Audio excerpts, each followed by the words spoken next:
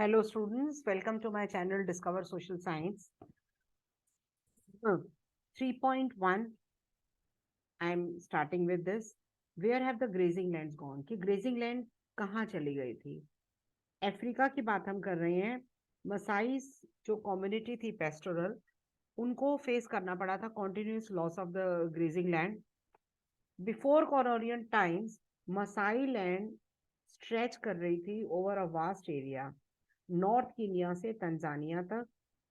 1885 में Maasai land was cut into half. International boundary between British Kenya and German Tanzania. Subsequently, best grazing land जो है, they were taken over for white settlement.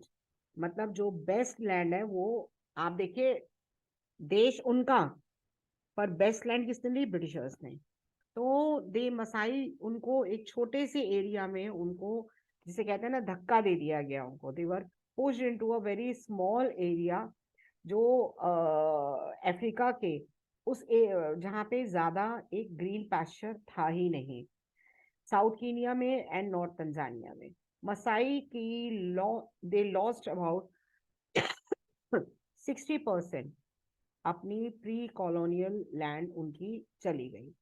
और they were confined only to an arid zone, मतलब desert में जहां पे uncertain rainfall थी, बहुत poor pasture थी, मतलब ग्रीनरी थी ही नहीं बिल्कुल भी. तो उनको वहां पे उनको कन्फाइन कर दिया गया. देखिए, देश उनका, सब कुछ उनका, फिर भी from the late 19th century British government जो है, colonial government in East Africa, उसने उन्होंने एनकरेज किया लोकल पीजेंट कम्युनिटीज को कि वो कल्टीवेशन करें.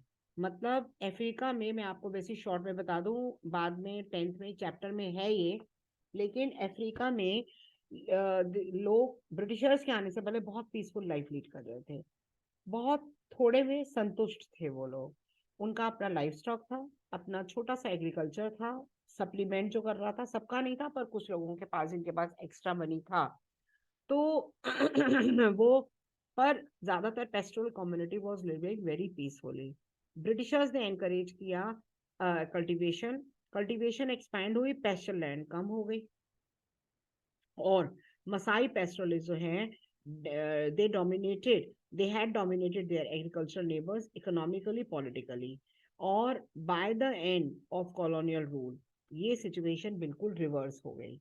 मतलब कॉलोनियल रूल के बाद ये सिचुएशन बिल्कुल रिवर्स हो गई. लार्ज एरिया, ये मसाई के बारे में शॉर्ट नोट है, ये लॉन्ग क्वेश्चन में आ सकता है ये. Large areas of grazing land were also turn into game reserves like the Maasai Mara and ये नेशनल पार्क जो कीनिया में है, एंड ये पार्क जो तंजानिया में है.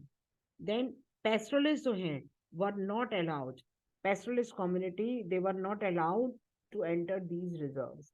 बहुत बार क्या होता था, reserves were in areas that had traditionally regular grazing ground थे.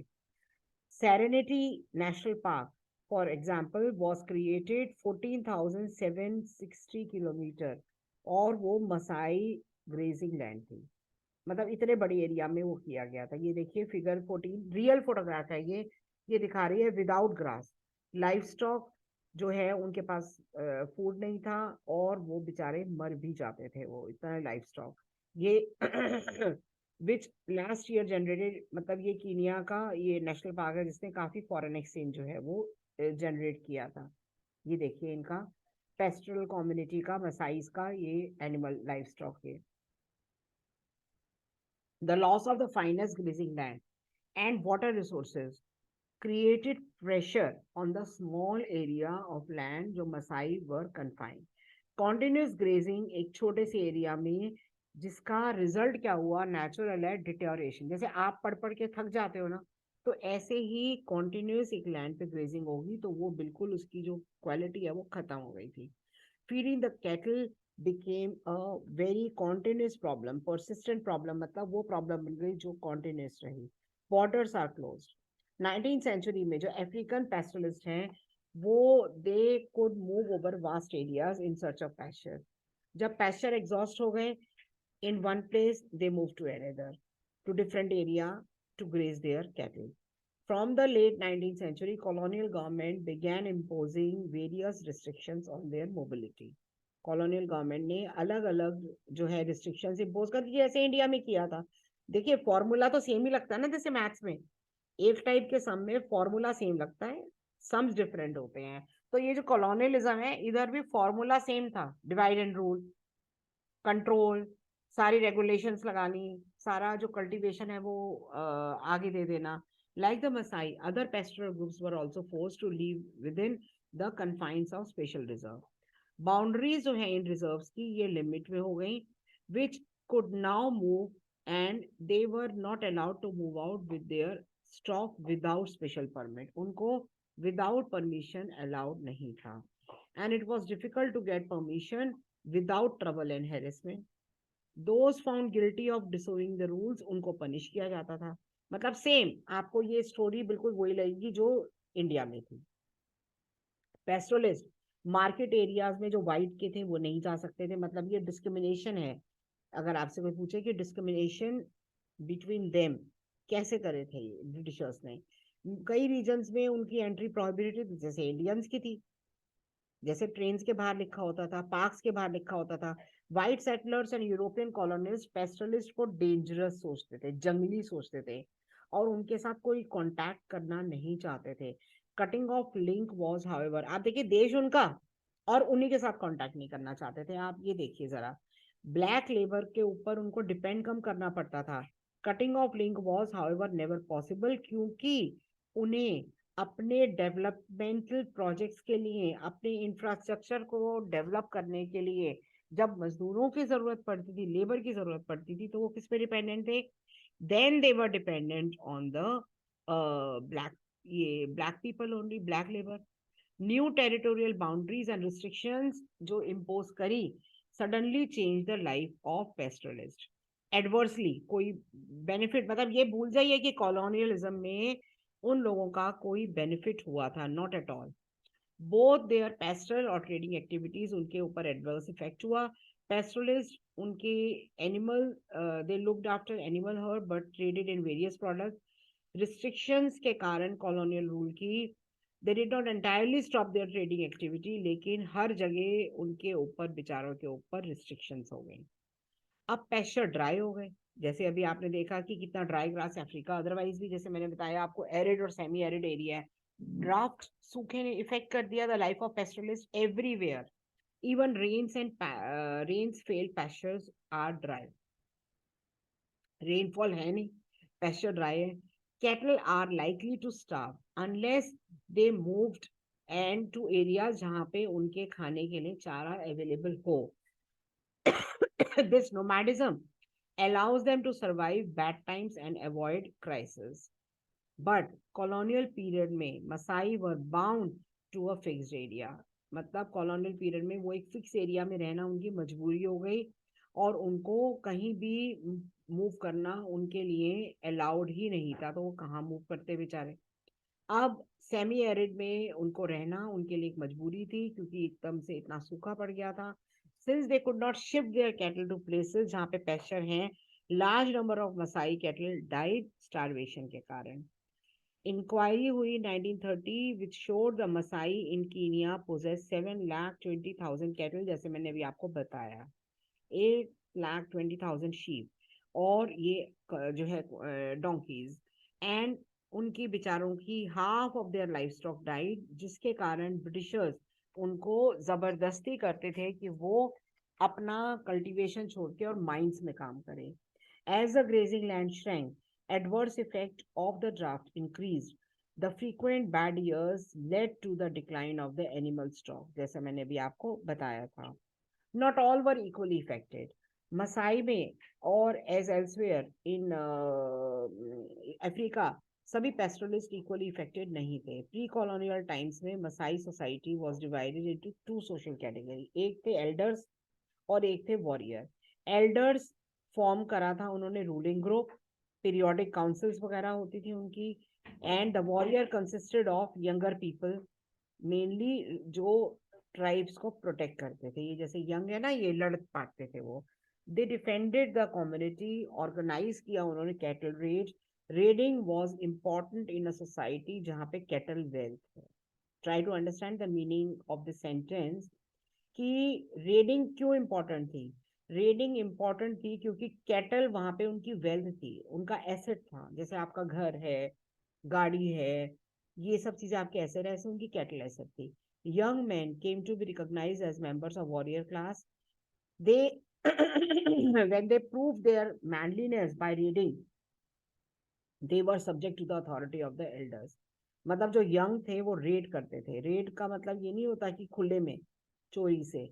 तो जो एल्डर्स थे, मतलब जो उनको मतलब जैसे जुडिशरी टाइप, वो उनको देखते थे, उनकी वो सब्जेक्ट टू द अथॉरिटी, क्योंकि उनको सजा सुनाते थे.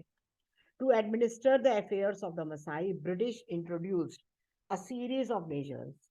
और उन्होंने उनके अफेयर्स को वो करने के लिए, ये देखिए ये ऊपर रियल फोटोग्राफ है इन लोगों की, उन्होंने चीफ्स अपॉइंट किए सब ग्रुप में. ये एडमिनिस्ट्रेशन ऑफ मसाई लैंड ये आप कह सकते हैं, जो कि अफेयर ट्राइब के अफेयर्स देखते थे. ब्रिटिश ने रिस्ट्रिक्शंस इम्पोज कर दी, रीडिंग एंड वॉरफेयर दोनों पे रिस्ट्रिक्शन इम्पोज कर दी. तो ट्रेडिशनली अथॉरिटी जो वॉरियर और एल्डर्स की थी वो बिल्कुल इफेक्टिव हुई, मतलब सारा कंट्रोल ब्रिटिशर्स के हाथ में आ गया. Chief appointed by the colonial government, बहुत उन्होंने वेल्थ इकट्ठी कर ली थी. उनकी रेगुलर इनकम थी जिसके कारण वो सब कुछ खरीद सकते थे. ये ब्रिटिशर्स के अंडर थे जो चीफ, वो बात कर रही हूँ मैं. दे लैंड मनी पुअर नेबरर्स को, जैसे हमारे यहाँ पे देश में होता था मनी लेंडर्स, और वो cash. They lend money to poor neighbours and they who needed cash. Many of them they started living in towns, और ट्रेड में इन्वॉल्व होते थे. उनकी wife children stayed back in villages कि वो एनिमल्स को देखेंगे. Chief manage to survive the devastation, क्योंकि उनके पास दोनों ही तरीके की इनकम थी, लाइफ स्टॉक से भी थी और उनके पास एक्स्ट्रा काम भी था. These chief manage to survive. क्यों सर्वाइव करा, ये उसका रीजन है क्योंकि उनके पास दो टाइप की इनकम थी, एक्स्ट्रा इनकम थी, जब लाइफ स्टॉक खत्म हो गया उनका. But the life history of poor pastoralist केवल डिपेंडेंट थी उनके एनिमल्स के ऊपर. Most of them did not have the resources कि वो बैड टाइम में क्या करें, और फिर वो बेचारे टाउन्स में चले जाते थे काम ढूंढने के लिए. कोई माइंस में जॉब करता था, कोई बिल्डिंग कंस्ट्रक्शन का काम करता था जो ब्रिटिशर्स के अंडर था. सोशल चेंजेस जो थी मसाई में, ये इंपॉर्टेंट क्वेश्चन है कि social changes in Maasai society occurred at two level. कि describe the two levels at which social changes they occurred. तो ये दो लेवल हैं. फर्स्ट, ट्रेडिशनल डिफरेंस, जो एज और एल्डर्स और वॉरियर क्लास के बीच में था, ये जो ट्रेडिशनल डिफरेंस है ये. And warriors was disturb though it did not break down. Second reason, that a new distinction between the wealthy and the poor developed. कि एक नई सी डिस्टिंक्शन जो है वो दोनों के बीच में डेवलप हो गई.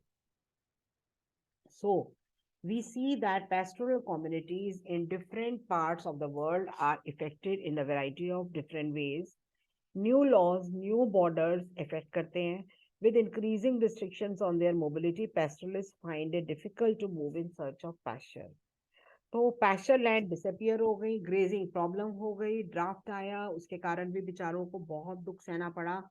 फिर भी पैस्टोरलिस्ट जो हैं, कुछ उन्होंने डू अडेप्ट न्यू टाइम्स, उन्होंने फिर भी नए टाइम को अडॉप्ट किया, चेंजेस अडॉप्ट करी, रिड्यूस किया कैटल के नंबर्स को, press for the rights, and they are not the people who have no place in the modern world. Pastoralist ये नहीं है कि वो पुरानी यादों के साथ खत्म हो गए, नहीं. They are not the people की वो मॉडर्न वर्ल्ड में उनकी प्लेस नहीं है. Environmentalist and economist pastoral nomads को बहुत ज्यादा आगे करा, उन्होंने प्रमोट किया. उन्हीं के कारण है जो ये हमारी फॉरेस्ट प्रोटेक्टेड है. मतलब pastorals are not the relics of the past. आप देखिए बहुत ब्यूटीफुली लिखा हुआ है ये. एनवायरमेंटलिस्ट एंड नोमैडिस इकोनॉमिस्ट, उन्होंने रिकॉग्नाइज किया that pastoral nomadism is a form of life जो परफेक्टली सूट करती है to many hilly and dry region of the world. ये देखिए ये पेस्टोरलिस्ट रायका शेफर्ड, जयपुर के हाईवे में. सो स्टूडेंट्स, ये चैप्टर आपका कंप्लीट हो गया. प्लीज सब्सक्राइब करिएगा मेरे चैनल को, जितना शेयर कर सकते हैं करिएगा, लाइक करिएगा, help me to grow on this channel.